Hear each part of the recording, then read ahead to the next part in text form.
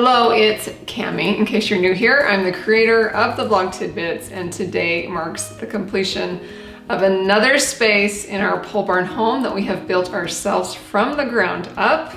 I am excited to share with you our mudroom slash storage room, and I hope it gives you plenty of inspiration for your own home. So let's go ahead and check out all the details in our mudroom.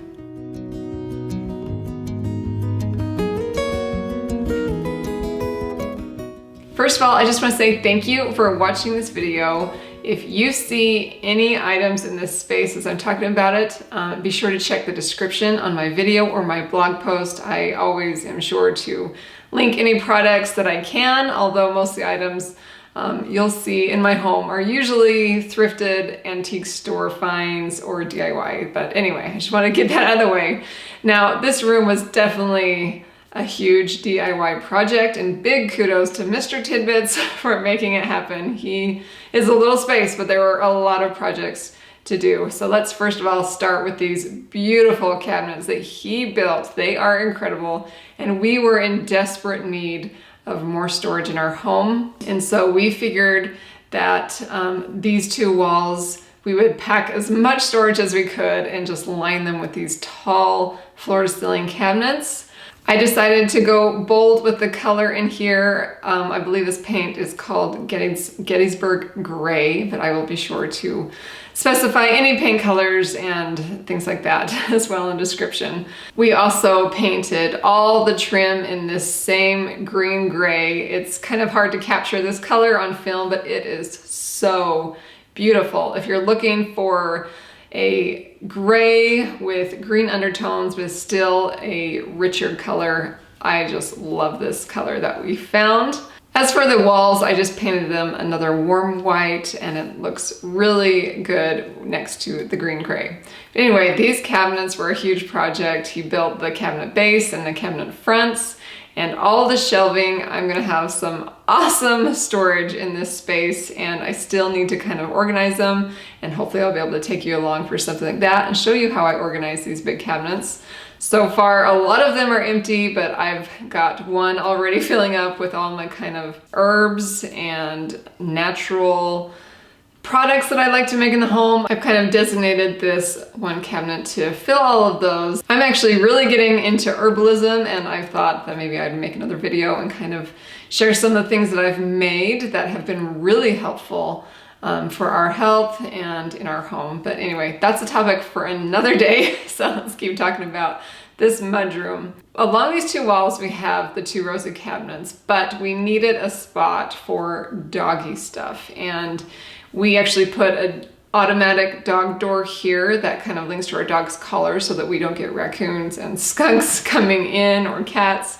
It just opens and shuts for him because of the little magnet thing on his collar, which is really handy.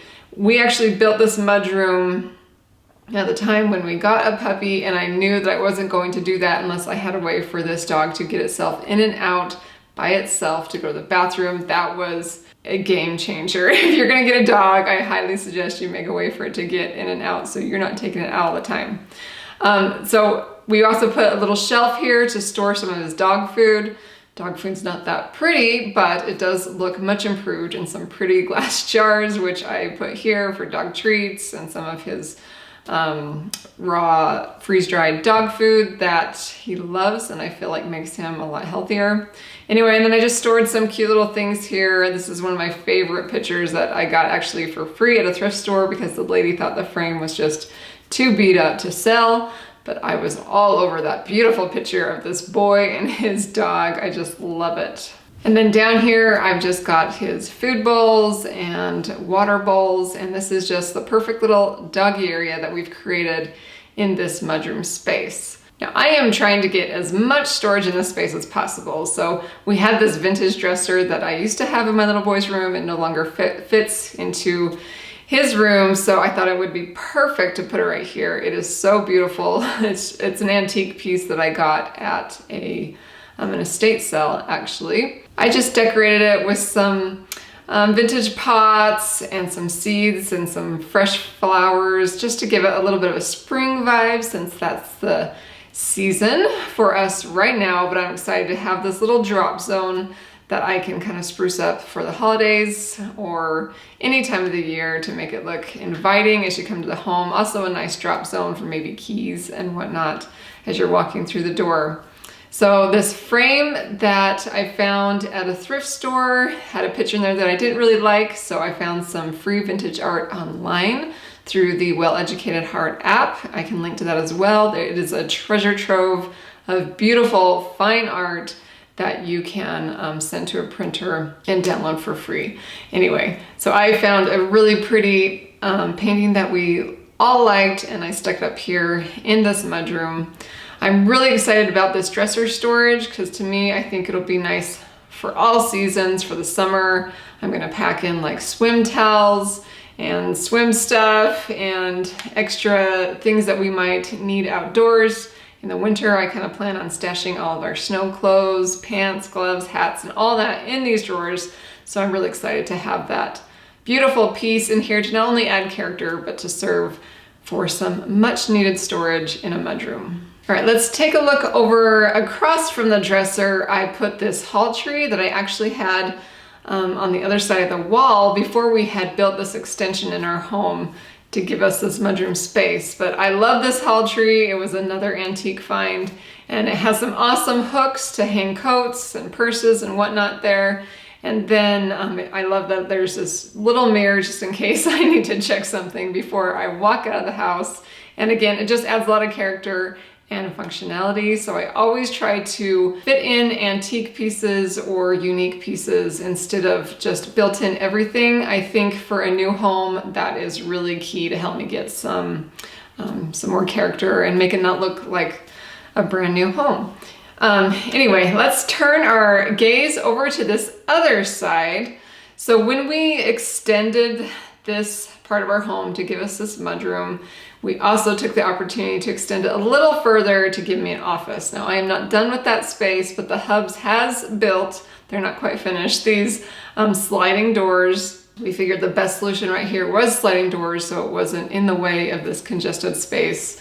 But that way I have an office that I can kind of shut myself out and get some work done and have a little peace and quiet. But anyway, looking at this angle, we've also put a little bench here. I love this bench, and I just put a little pillow. I promised the kids I wouldn't fill it with pillows and blankets so that they could actually have somewhere to sit and put their shoes on.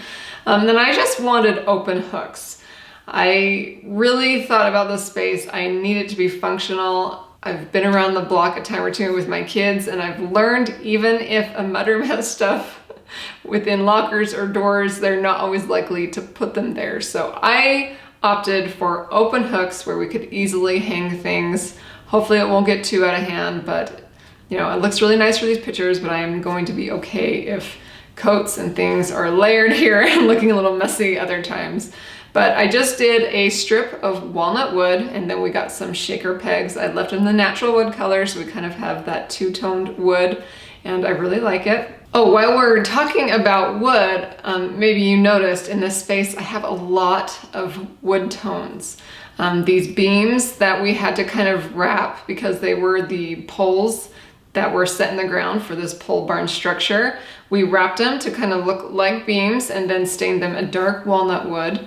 So I've got walnut woods in this space, I have oak woods in this space, I have natural woods in this space, I have vintage woods in this space. I think that is another way that you can kind of create that collected look in any space to give it a little bit more of the old world vibe that I love so much personally. And again, along the same lines, shoes are a huge problem with kids, and I have 4 of them. So typically if it is not convenient, shoes just stack up right by the door and you're tripping on them and they make a mess, especially when you don't have any yard or landscaping done yet. It can just be a muddy mess. So I really thought hard. I wanted a place for us to put our shoes that was very practical yet looked nice and tidy. So we opted to just build these open shoe cubbies, and I have to say it has worked like a charm. It's easy enough for them to just stick their shoes in there. Yes, I've had to wipe down these shelves a few times during the spring season. It's wet and muddy, but I still opted to paint it the creamy white color just so that this bulky piece didn't feel like it took up so much visual space in this smaller mudroom. So this is working amazing. There is plenty of shoe spaces. I think each of the kids get 3 slots and they can actually pack maybe even 2 sets of shoes in each slot. So this is working amazing, and I'm really glad we opted for the open shoe space.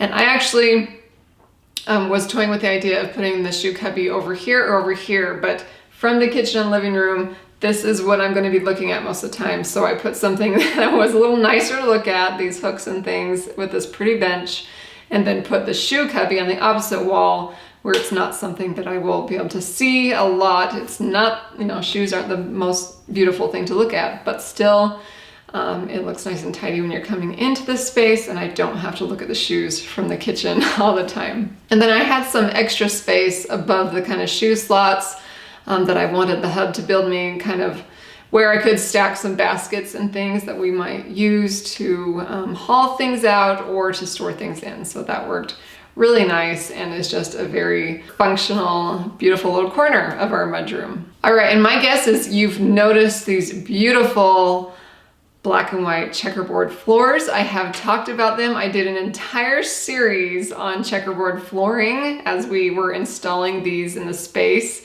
I love the checkerboard flooring look, especially when they're installed at a diagonal like this. To me, that is very European and timeless. So we went bold in here and did this checkerboard flooring. If you didn't see my 5-day series all about checkerboard flooring, you might want to go check out my channel or my blog to catch up on that. I covered so much information, like where you can buy it, what kind of combos you can do, color options, just tons of information on checkerboard flooring. I just learned a lot as I was researching it, so I wanted to share it. And while we're on the flooring, I just put some jute rugs by the 2 doors. I love jute rugs for mudrooms and entrances. They pick up a lot of dirt off the shoes, and they also hide a lot of the dirt. They spray off easy, and I think they're really great for a mudroom. I just pick them up whenever I see them. I've seen them at IKEA. I think I got these ones at Home Goods, but I will link to some of my favorites from Target if you're on the market for a jute rug. I place them in all my entryways, and I think they're just perfect for that. Okay, I think the last little detail in here is the lighting. I have to tell you, my husband, he was so sweet. When he saw these, when they got here, he said, "Honey, I usually trust your design decisions 100%, but this one I am not so sure." So I picked these green. To me, they were super vintage, old world glass pendants, and I think they look cool. I did not know the green color that I was gonna pick for the cabinets before I picked these, so I feel like the greens maybe don't play very well together. But to me, I was trying to make a bolder decision with the pendants, since I would have actually 4 pendants in a row here stretching through this. Now I actually like them, but here's the problem. And this is a little tip for you. Make sure that you either message the seller or find out for sure how big that plate is that sits flush with the wall. I've had this problem a couple times. I ordered them on Amazon, and unbeknownst to me, they are coming from China, and China's, I guess, their measurements or their the space needed in the ceiling for the light fixture is different than the US.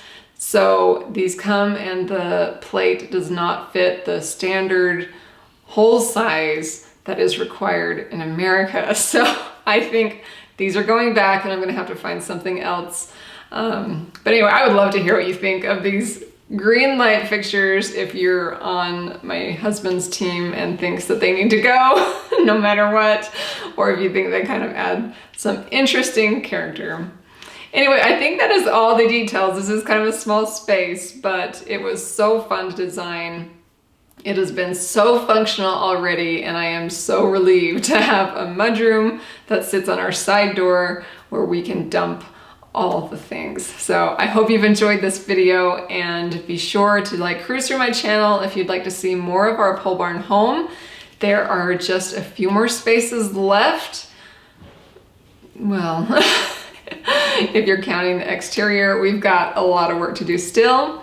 But I hope you just enjoy coming along for the journey. My home is not something that you may be accustomed to seeing on Instagram where it's finished like that. We are doing it slowly as time and money allow, but are truly enjoying the journey and truly appreciating the fact that we have this home that we can be creative in and just make our own. So anyway, thanks for watching, and be sure to come back for more inspiration for do-it-yourself living.